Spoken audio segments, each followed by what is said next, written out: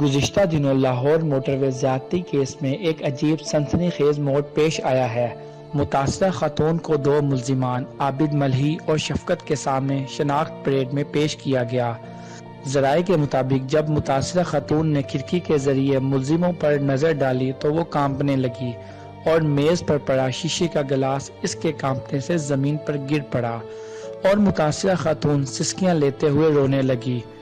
وہاں پر موجود lady police اہلکار اور دوسرے پولیس اہلکار نے اس خاتون کو بہن کہہ کر حوصلہ دیا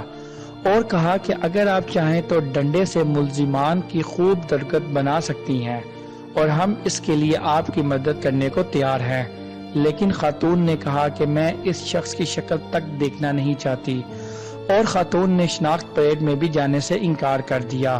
لیکن بعد ازاں پولیس اہلکاروں کے حوصلہ دینے پر متاثرہ خاتون راضی ہو گئی اور شناخت پریڈ میں ملزموں کو شناخت کر لیا۔ تاہم خاتون سارا وقت روتی رہی اور ایسا لگ رہا تھا کہ اگر اس خاتون کے ہاتھ کوئی اسلحہ ہوتا تو وہ اس کی مدد سے ان دونوں ملزمان کو گولی مار دیتی،